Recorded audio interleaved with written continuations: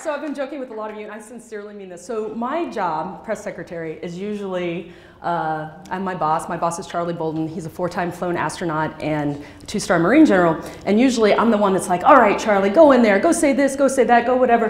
And then he goes and sits in the chair and does the interview or does the speech, and I just tweet and sit in the audience. So I'm usually actually not on this side of the podium. So all your smiling faces are making me very comfortable this morning. So thank you very much. I want to talk a little bit about space, and then I want to answer as many questions as you can throw at me, and then I also want to get to know all of you because I grew up in the area and I'm really happy to be home. And before I get started, I just want to say thank you to some people who are here. My brother's here, my aunts, Flux, who I met on the internet, Kevin and Grace, who I went to college with, Bob, who was my intern once, Brian, who I used to babysit, Brendan and Keith I used to work with. Rashid I met about a month ago at a party. I'll say no more than that. And I'm really glad you guys are all here, and I'm looking forward to considering the rest of you friends soon. Why do we explore? For rocket scientists, it's the challenge of building something that's never been built to visit destinations only dreamed of. For astronauts, it's the challenge of pushing one's body to extreme limits and being a pioneer, venturing into the unknown.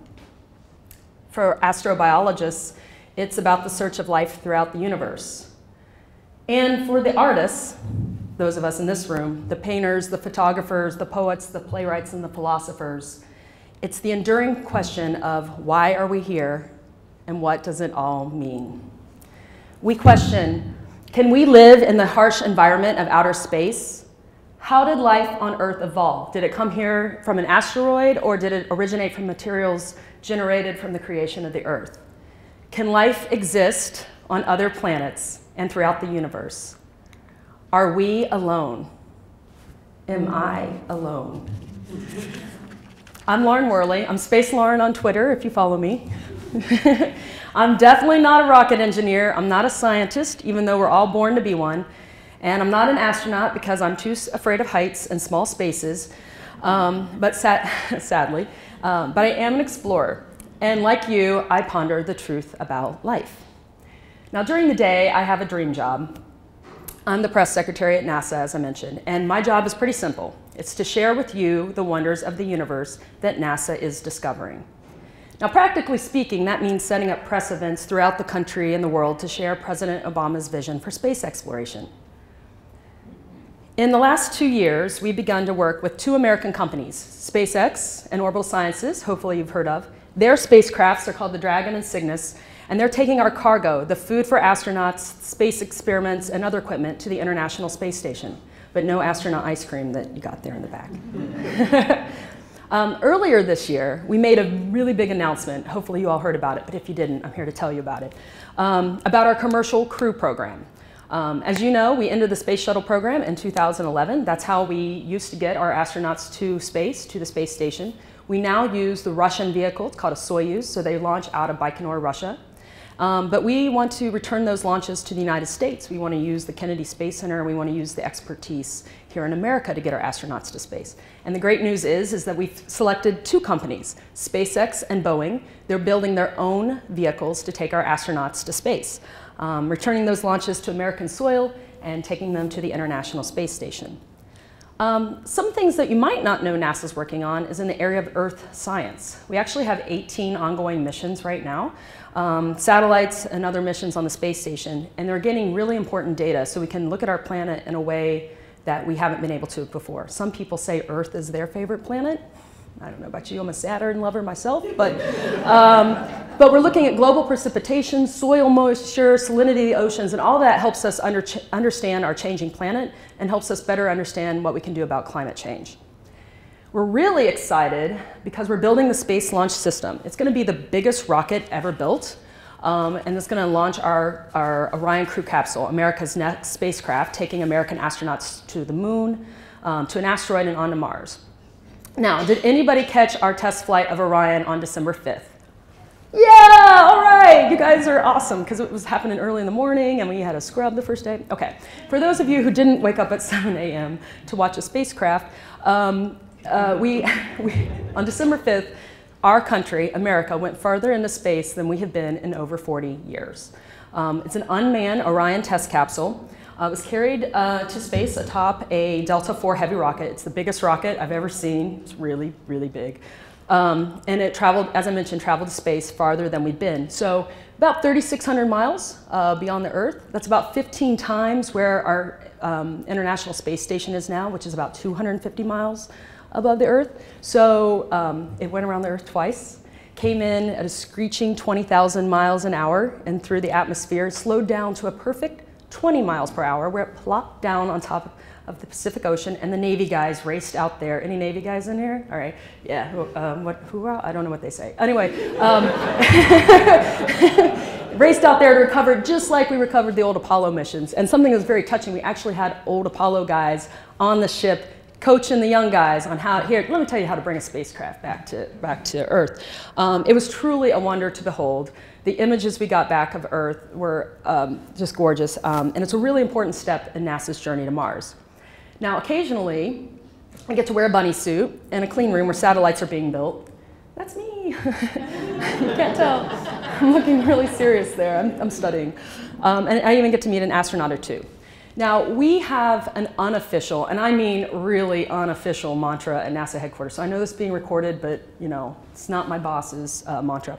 And it is increase the awesome, decrease the suck. So what's awesome? Going to Mars is awesome, right? Mohawks are awesome. And I think we can all agree, bacon is awesome. Incidentally, bacon was one of the first foods to go to space, by the way, but that's another story. Okay, so what sucks? Newsroom consolidations, bad communications, and black holes, of course. Now, everyone says, oh, I love your job. It must be such an easy job. You know, it's so great. Okay, so doing press for one of the most universally, perhaps intergalactically known brand institutions does have its challenges. So as I mentioned, you know, we ended the space shuttle program after 30 glorious years. The space shuttle program opened up new horizons of discovery for us. It diversified the space program. Up until shuttle, everyone had gone to space was basically a white test pilot. And space shuttle, we had people of all races, all countries, who are women who were able to go. And so it really opened up the space program to more people. But the problem was that we were investing in the space shuttle program and we weren't investing in deep space destinations, which is something that's very unique to NASA. And so while that's really awesome, the end of the space shuttle program kind of eliminated that visible and visceral image to galvanize excitement about our mission. And we have hidden challenges too, like any of you who work here in media. Media convergence, reductions in newsrooms, that means fewer reporters cover space and science. And you as a consumer can select more niche outlets from which to get your news. So you may follow a news outlet that never covers space or science. And then the 24-hour news cycle has rendered obsolete press releases written after something happens. So it demands immediate visuals. That means for us, getting you a visual of a rocket going to space, which is not really the easiest thing to do. There's a lot of things that go into that. So how does the NASA newsroom make things not suck? Innovation, or increase the awesome. Now, innovation happens at the macro level and it happens at the micro level. It happens with a big organization doing things, and it happens with us as individuals making little incremental changes every day to make things more cool. So we work to distribute our own news through our website, to our over 8 million Twitter followers, all of which I'm sure you're all doing right now. Instagram, Facebook, Google+. We have an online radio station called Third Rock Radio, and of course, NASA TV. 4 media channels, in case you ever want to tune into that, including our HD TV, which is a live stream from the International Space Station view to Earth. You could just leave it on your phone all day long. Maybe that's just me. Okay. Now, so social media is a way we communicate directly to the public. Our astronauts actually tweet back to Earth using their own Twitter feeds. Earlier this year, astronaut Reed Weissman became the first astronaut to do a Vine from space. It's really cool. He does a hyperlapse of one orbit of the Earth, so he compresses 92 minutes into 6 seconds, and that's pretty awesome. We host hangouts with scientists and astronauts. We answer #AskNASA questions, right along with questions from the traditional media reporters. Traditional media reporters don't like this very much, but we get really good questions from people like you who happen to be interested in space. And we live tweet mission launches, so we give those updates regularly. We host NASA socials. If you want to ask someone who knows a lot about those, ask Flux here in the front row. And that's where we bring together our social media followers to NASA centers throughout the country. We roll out the red carpet. We give them behind the scenes tour, a look at all NASA's programs. They can tweet or say anything. It could be negative, they could be positive, they could say, boy, this tour is terrible. We let them do that. It's their space program, it's your space program, and we want you to check it out. And then they, their followers follow them, and they find 2 people, and they find 2 people. Okay. Anyway, so Wayne's World, thank you. Okay, it's early. And I'm old. I'm really proud of an innovative partnership we have with the geniuses at Rovio. Angry Birds Space got started from a simple tweet from one of my colleagues, Bob Jacobs, to Angry Birds, which was, hey, the Angry Birds should go to space, or something like that in 140 characters. And that turned into a multi-billion-dollar partnership between NASA and the revolutionaries at Rovio. Just as an aside, because I love space terms, we don't do contracting at NASA. We don't have contracts. We have Space Act agreements. So that's the, it's actually in the foundation of NASA's creation that's what our contracts are. And I think that's interesting. It doesn't really fit in the speech anywhere, but anyway. So Angry Birds Space actually had 50 million downloads in the first month that it was around. But to me, increasing the awesome is more than that. My friend's kid loves that game. He's got the iPad out and he's playing Angry Birds Space. And I was like, hey, how you play that game? And he explained to me, Lauren, how the lack of gravity in this microgravity environment requires him to think differently about how he stretches the bird back and shoots it around a planet. So that kid didn't explain rules to me. He explained orbital mechanics to me. And it's all because he played this little silly iPad game. Now, getting dozens of millions of people to download a space-based app on their phone, for most companies, that would be amazing, right? You've made millions of dollars, you've done that. NASA didn't make money off of that. That's not why we're here. We're here to educate people and inspire them. And that's what I found inspiring about that partnership. Whatever this kid does, whether he's a journalist or a politician or does become a scientist, he's going to take that science background that he has and do something with it. He's going to be biased towards using scientific principles in all of his decision making. And he could change our world. And I think that's pretty awesome. So how does NASA increase the awesome throughout the agency? First thing is open data. We give the people of the internet, all of you here and the 4 people watching at home, hi mom, the keys to the kingdom. We make our data available to everyone. That increases the awesome. People from all walks of life use our data. Climate scientists use our data in their modeling that they do, but also video game developers use it to make their games more realistic and accurate as possible. Just recently, as part of President Obama's call for more transparency in government and his call to do more on climate change, we released some high-resolution topographical data collected from a space shuttle mission. This is the first data was first released in Africa, and I actually got to go to Africa with our boss as we took it to them. And you're like, well, why do you have to go to Africa to send them data?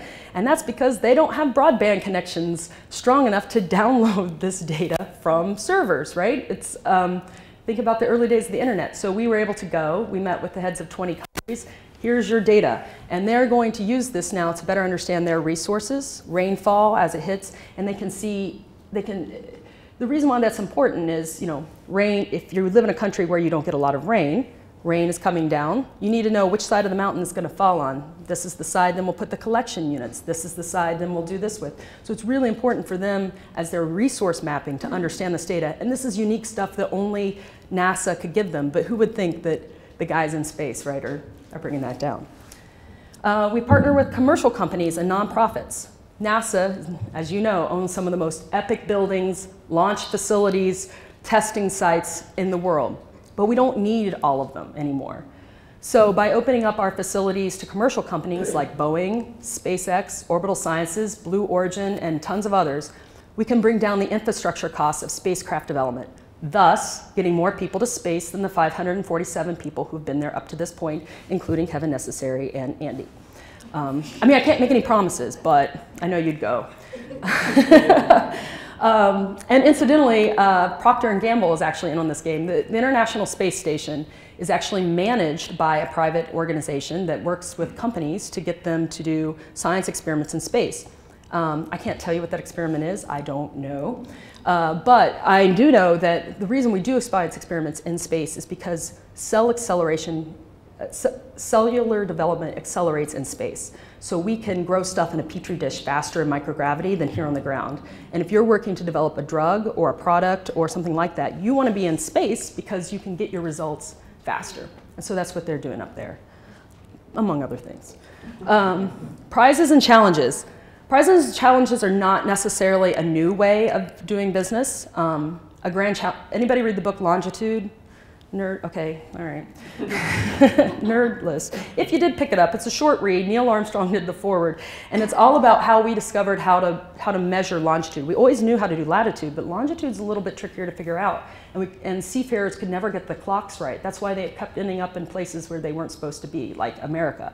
So a grand challenge actually was instituted to the first person who could figure out how to measure longitude. And a clockmaker worked 20 years and figured out how to do it. And that's how we can now do Carnival cruises.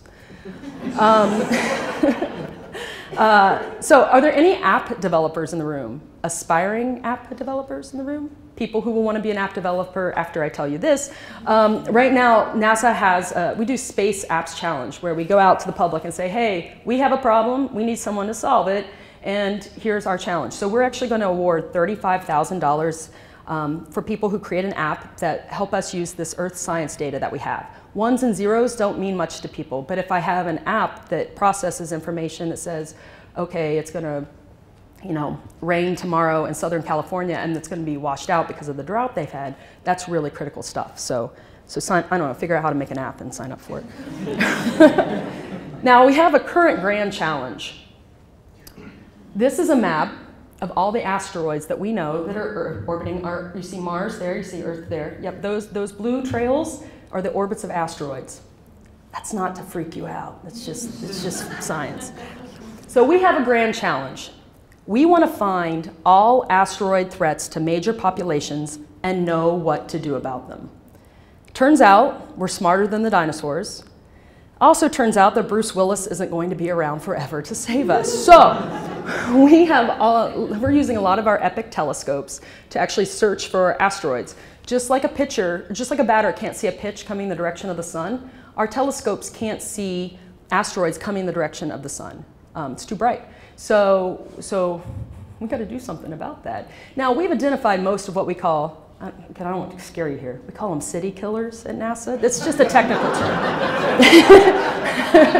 We found those, though, so you guys are safe. You're totally fine sitting in this room this morning. But the ones we haven't found are the smaller ones. You might have seen the one that hit Chelyabinsk, Russia, a couple years ago. It created a lot of fire. And the problem with those is that people are like, whoa, what's that light? And then they run to their windows, and then, psh, that's how everyone got injured. Not from a rock falling from the sky, but the fact that they had glass blown in their face. So we want to do something about that. And actually, we can do something about that. So we're asking people like you in this room, you don't need a bunch of science background, to help us find these asteroids and then characterize the ones that we found so we can protect Earth. Just a little aside about asteroids, because this is more stuff I geek out about. Asteroids are interesting because they actually contain the building blocks of the universe, right? They're not a monolith. They're not all dirt. They're not all anything. They could be pure platinum. They could be titanium. They could have a little bit of silver. They could have, you know, Moby Dick in them, like, you know, in Star Wars. I mean, we don't know. So we have to, we have to characterize them. And there's so many you see here. We can't just do that ourselves. So we actually have people go out with their telescopes and look at them and then send data back to us and say, hey, NASA, I saw asteroid 37B, and it looks like it's made of titanium. And now we have private companies who are actually like, aha, if I can go to space and find asteroids that have pure gold in them, just like the 49ers of old, I can mine that and bring it back to Earth, and I'm going to be rich. And there's actually people who are working on that now. Kind of awesome. This, by the way, is the very first image of the Curiosity rover took of itself on Mars. I love this picture. So NASA's biggest mission is sending humans to Mars by the mid-2030s. That's what President Obama has called on us to do, and that's what we're going to do. But we have a lot to build, research, develop, figure out before we can send humans there, right? So we've actually had precursor missions for the last 40 years, helping us get critical data about Mars, and that's helping pave the way for future human missions.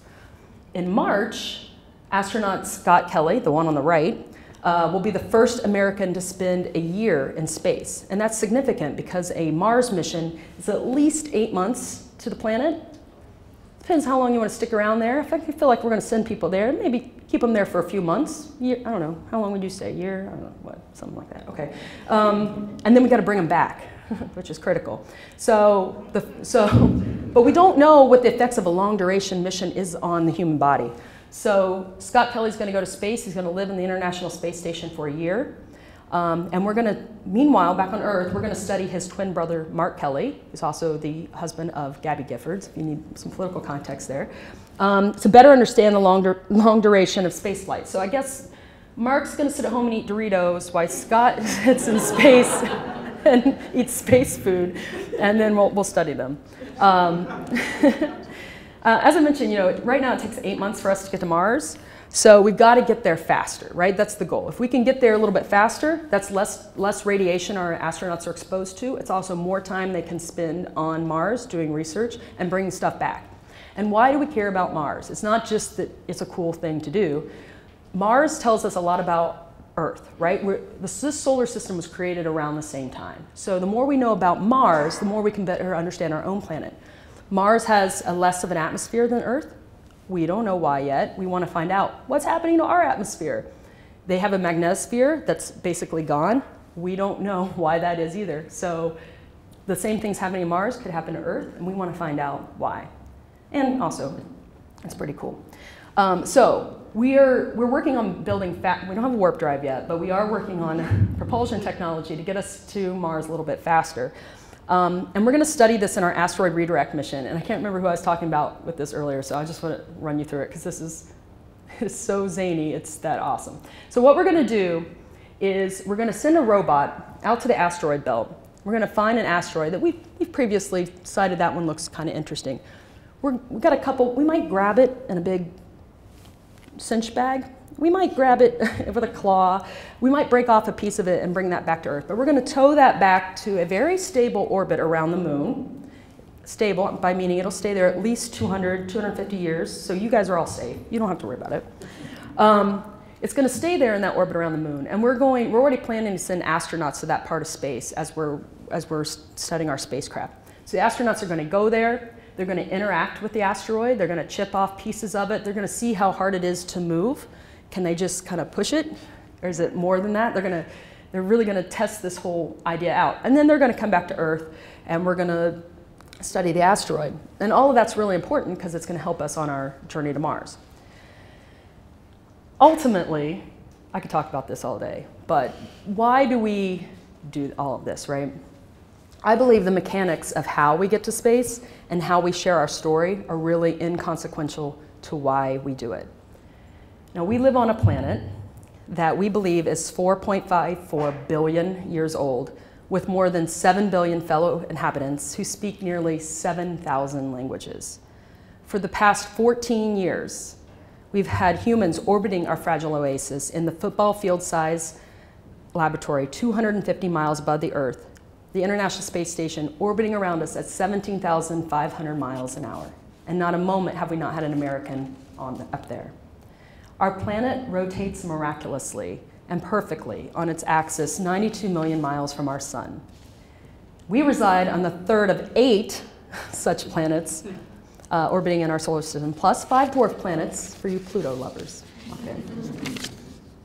Our moon is a natural orbiting satellite. It's mystified humans since the beginning of time. It controls our tides, it modifies our moods, and is the object of our dreams.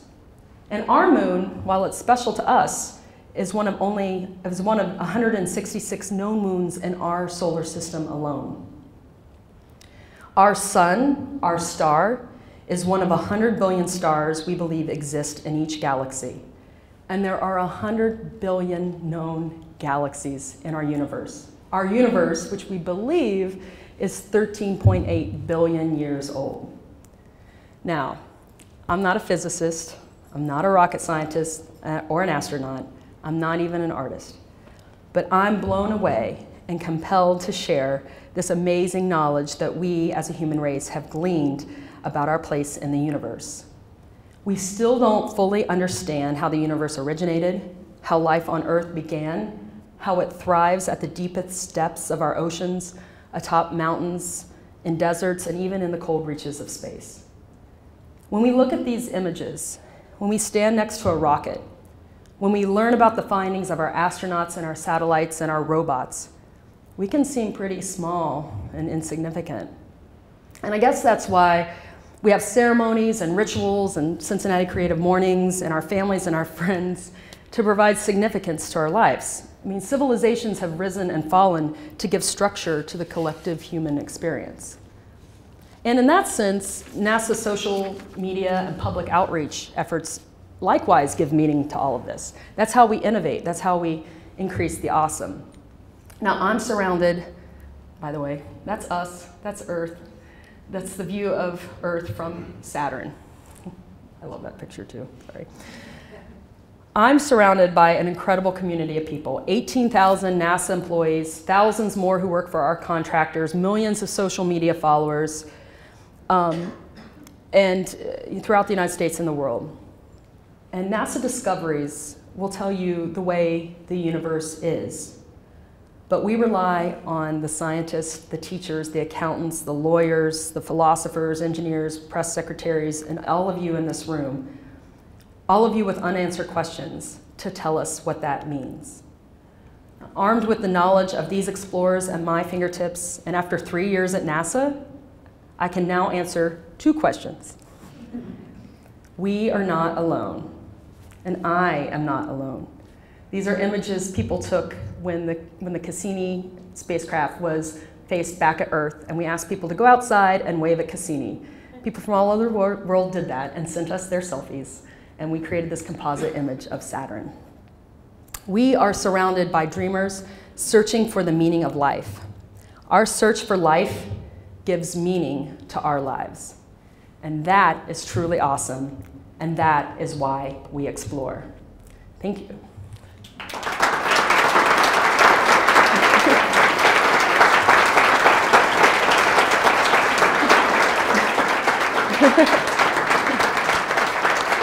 Thanks, guys. So we have a ton of time, and I would love to answer your questions, although bearing in mind, as my brother knows, I am not a rocket scientist, I am not an engineer, and I have not been to space. So if you have any questions outside of those things, I'll be happy to answer any questions you have. Grace. Is space gold dangerous? Is space...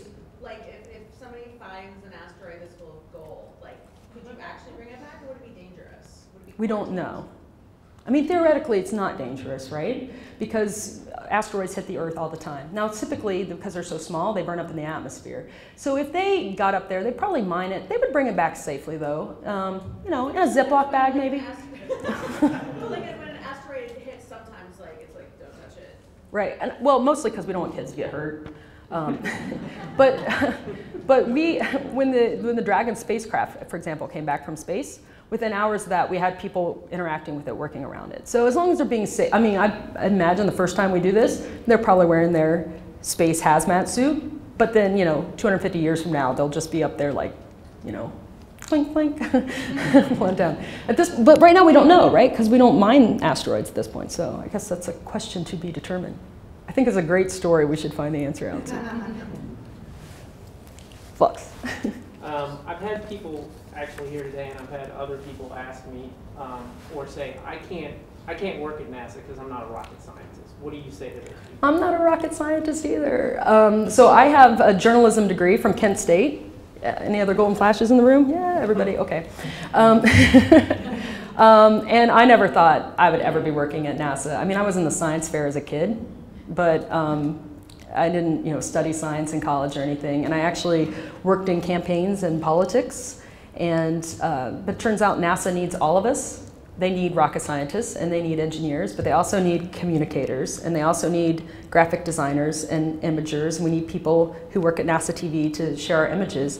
And they also need people on the outside. We need people like you who care, who say to your second grader or to your friends at the bar or wherever you socialize with people, hey, we're doing this stuff and it's really important. Why is it important? Because it's telling us about who we are.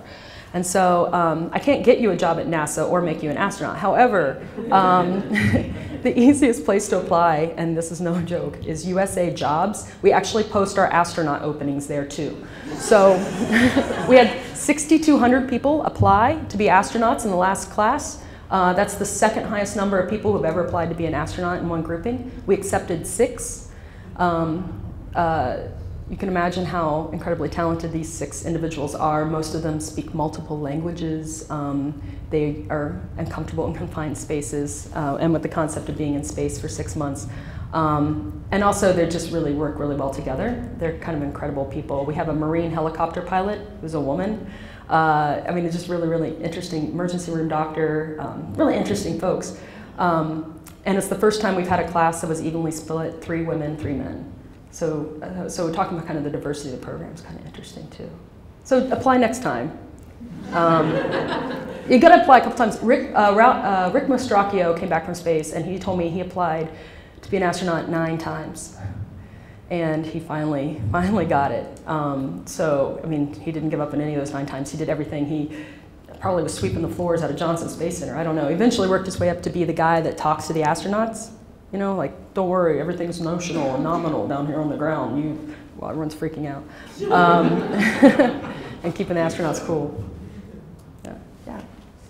So one thing in the media has been this idea of the trip to Mars being a one-way trip.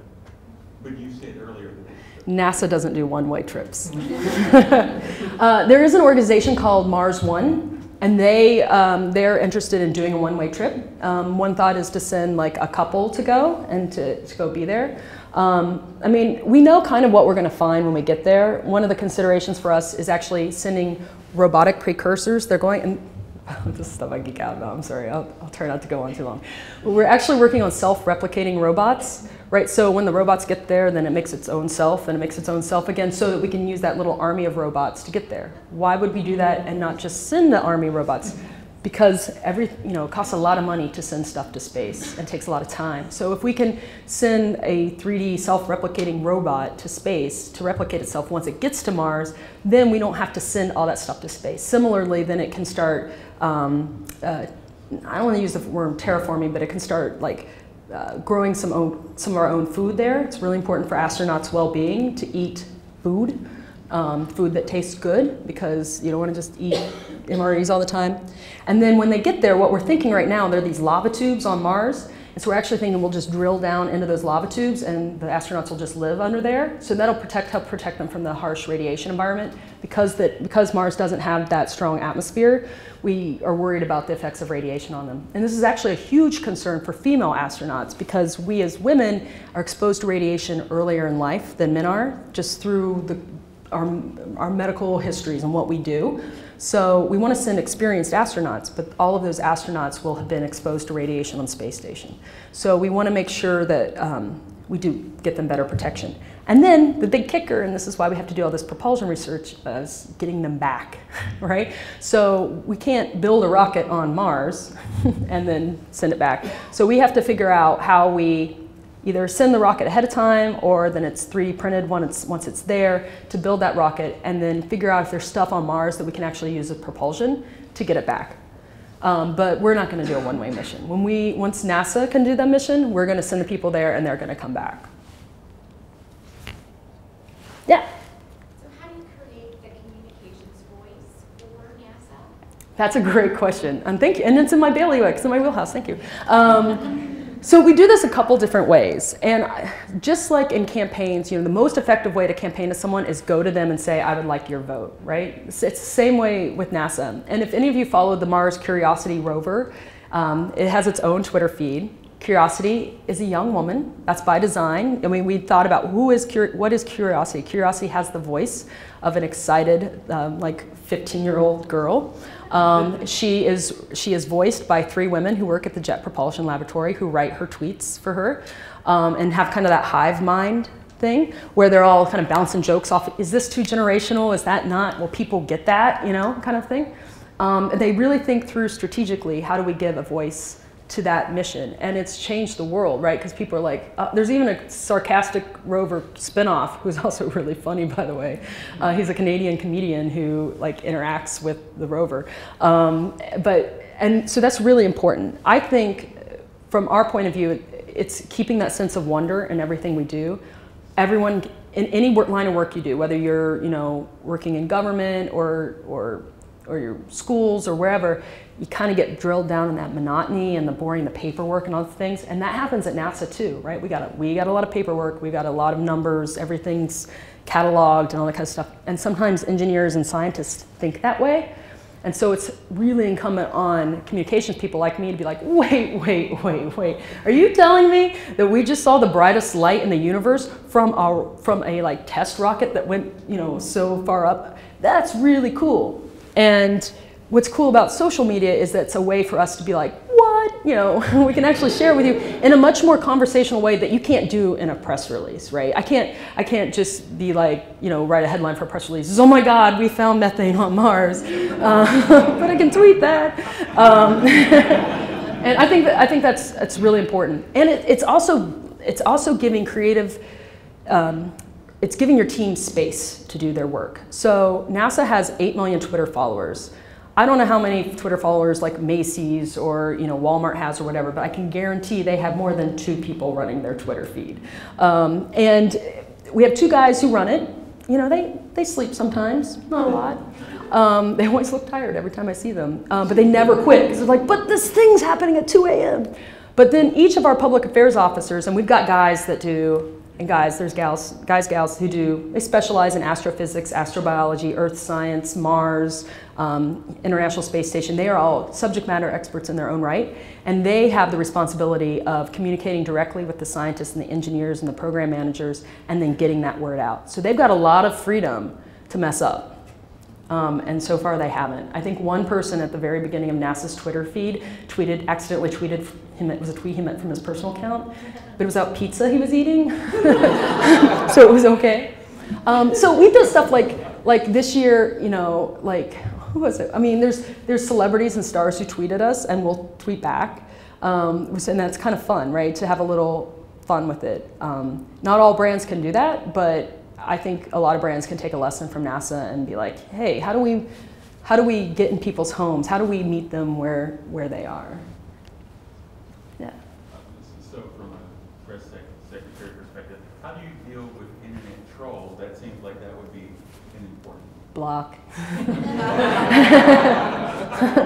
I mean, it's one of the challenges, and whether you have your own blog or whether you work for a personality or something like that, you're gonna have lots of people. My brother and I were talking about this here. He's like, what do you say when people say you faked the moon landing, Because that can get really tiring. My first response is there's no way we could have faked it because 40,000 people worked on that thing. And if there's anything I've learned about scientists and engineers, they don't keep secrets. They got it. When they've done something awesome, they will tell you, probably before you were ready to tell everyone, and that's okay. Because their integrity is just the most important thing to them. So I mean, we have comments on our pages, clearly on our Facebook pages, and those are open to the whole world and everything. If something's really threatening, we report it. but most of the stuff is just kind of crazy, and we just let the trolls eat themselves. That seems to work pretty well. Yeah. As the public-facing representative of a smaller organization, how does creativity come into play? It's everything. Creativity is everything. And one of my favorite, my friends who are here tease me because I always posting on Facebook, here I am in Africa, or here I am, standing next to a rocket. Most of my day is actually spent in my office and in meetings. And we start out every morning meeting. I wish you all could come with me because I think you would enjoy it, actually. So the morning meeting, we go around the room and we talk about space news, right? So we're like, okay, reporting in from Earth, we've got this satellite we're launching next week and here's what we're doing. Or, we have a SpaceX launch that's been scrubbed, it's moved a couple days. And no one can make a comment without a Star Trek or a Star Wars joke or some kind of thing. And some leaders of organizations might think like, we've got an agenda, we got to get through the agenda, you guys are stalling. But I don't see it like that at all. I feel like a couple things. One is that camaraderie really is important in a stressful environment like a newsroom. I think it's also really helpful because we bounce ideas off of each other and we get a little goofy and a little creative at 9:30 in the morning even. So when we're in that trench together, when we do have an incident, recently we lost an orbital sciences spacecraft on the launch pad, and then our partner Virgin Galactic lost one of their pilots. When we are in an emergency situation like that, we're better able to cope with each other. But we just throw stuff on the wall, and I make a lot of like memes, none of which, if I could have my own Twitter feed, it would be stuff I would say, which I can't do until I leave NASA. It's good, it's so good.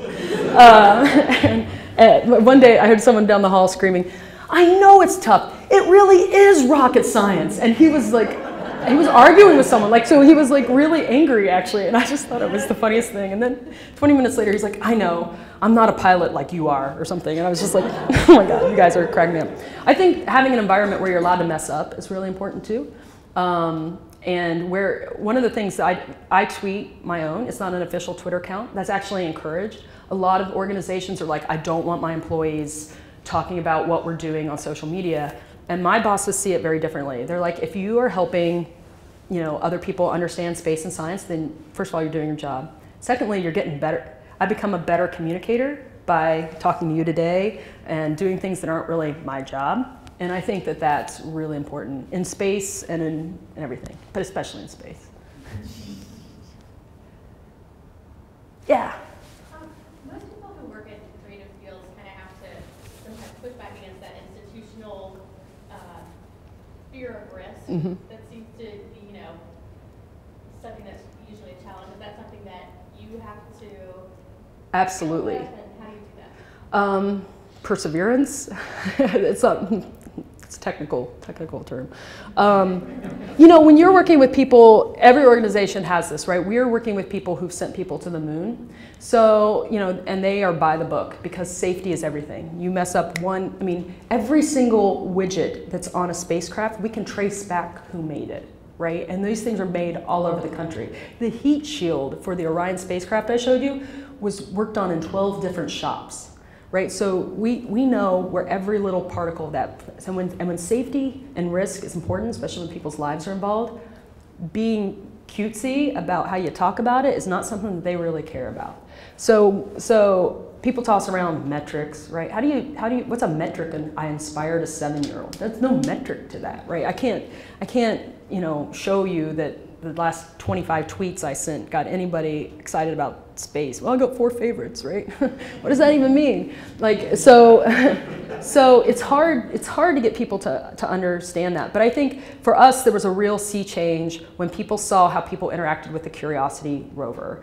And having one success story like that for an organization, I think is really huge, because then people are like, hey, I want my rover to talk. I want my rover. And so, but what it does then conversely, the back and forth, is that now people are seeing much more value to having video of their launches, right? So SpaceX now videos it all the way up and down, and that could be good and bad depending on what kind of day you have. We actually had, for the Orion spacecraft splashdown, when it splashed down the Pacific Ocean, we had a drone camera capturing that as it slowed down. God, it was so cool. As it slowed down, from 20,000 miles an hour to 20, we have a UAV capturing that on film, because you can't have a camera out there on a ship really getting it. It's hard to do. And just as an aside, sorry, this is not the question you really asked, but so my colleague Guy Knopfsinger, he works for NASA TV, and he's directing the show, and he's on 3 phones with the guys driving the drone, right? And he's like, left, right, up, right? And so, because he sees the camera image, but there's no person on there to be like, oh, I'm looking at the spacecraft right now, right? So they're trying to drive the drone, right? And then he's like telling them what the good camera shot would be. It was really something to behold. I was just eating popcorn, like, oh my gosh, it's gonna happen. So I think it's getting like-minded people in the organization. And by the way, they don't have to be young people. And I think that's a misconception, I think, too, for a lot of organizations. Well, I'll just hire this 22-year-old out of college because they use social media. That's not really what you're looking for. People who understand that social media and these things are a platform to get your message out. That doesn't really change what your message was. And so you got to think about who, it definitely is a brand thing, right? Like all of a sudden, now how are we being true to what our brand is? If NASA's job is to share the wonders of the universe with you, then that's our brand. So how do we do that? And we're going to look at every single way to do that. And whatever brand you work for should be thinking about that from their mission standpoint too. Is there a question over here? Keith, in the back, in the green sweater. Thanks for coming today. It's been terrific. Thanks. Following you on Twitter and Facebook, it seems like you guys do a lot of international travel. Mm-hmm. Is it sort of part of the unofficial mission of NASA to be like an ambassador for the United States? And is that something you think about when you go out to other countries? We do. Well, especially our embassy friends really value NASA's role as an internationally known. I mean, think about the things, the most symbolic things that have happened in your lifetime. I think about, Challenger. I think about Berlin Wall. I think about, Lady Gaga's meat dress. I think about, these are all really important things, right, that have happened. And, when we go around the world, that's really important to them because no other country has landed men on the moon.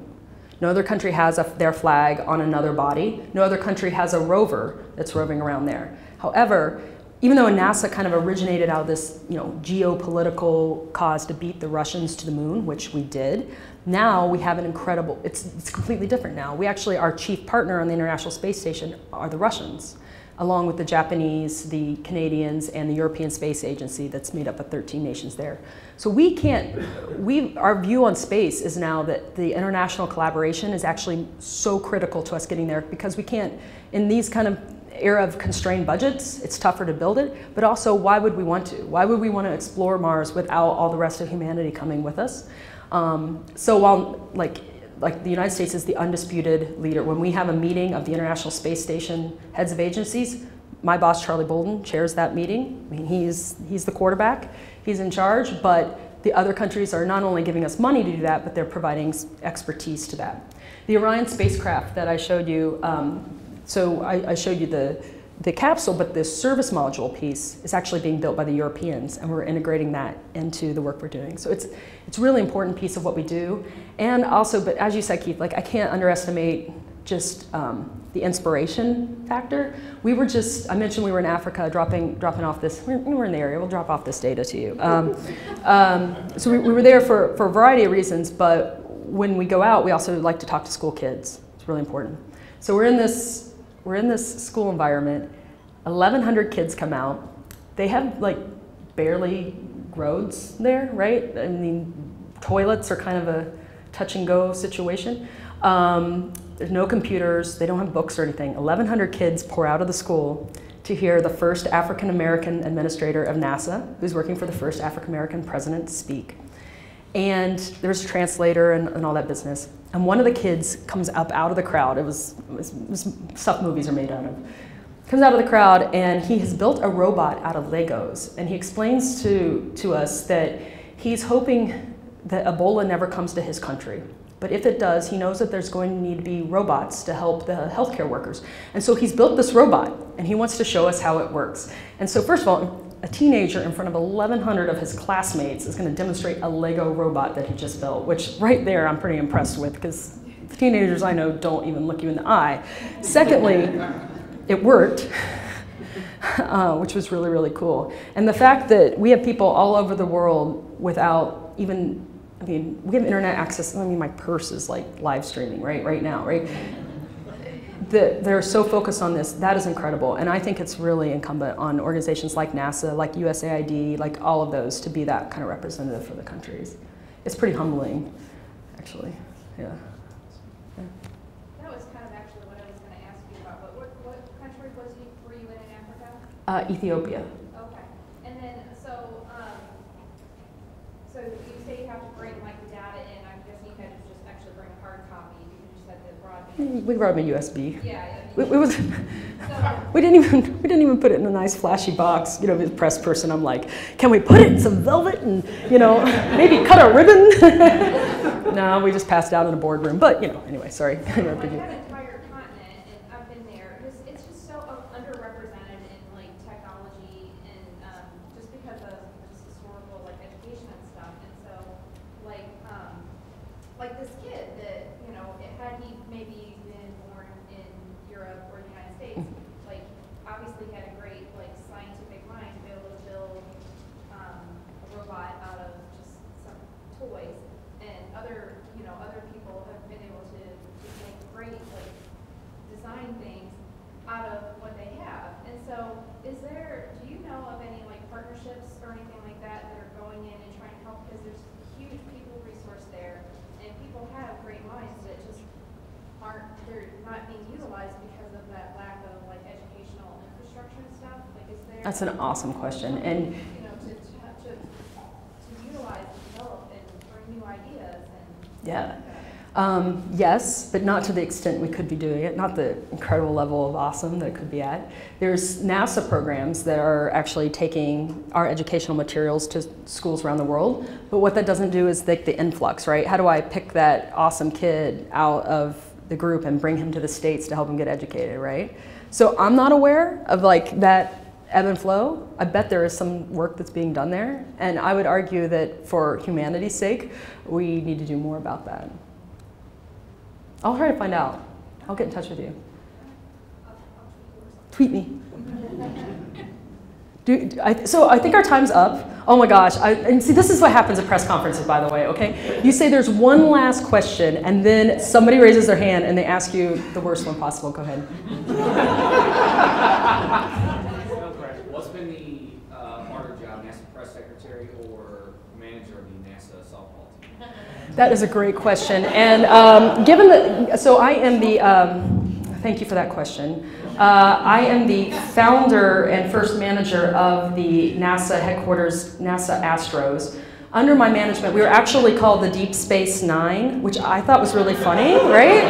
Especially since you have 10 players on a softball team. Most people didn't think it was as funny. And my winning record was 2 wins that season, both of which were games I missed. So I resigned gracefully. So it's actually a really tough job. We play softball in the mall in DC. We play other congressional teams. We play, you know, Sherrod Brown's team and like all that kind of stuff. And you got to get out there like at 2 in the afternoon, and you got to hold a field, and then tourists are walking through, and you know, it's a whole thing. So it's a pretty tough job. I think it's less glamorous being the manager of the softball team, but probably a lot more fun. Thanks. This has been amazing. Oh my gosh, I've loved meeting all of you guys. This has been really cool.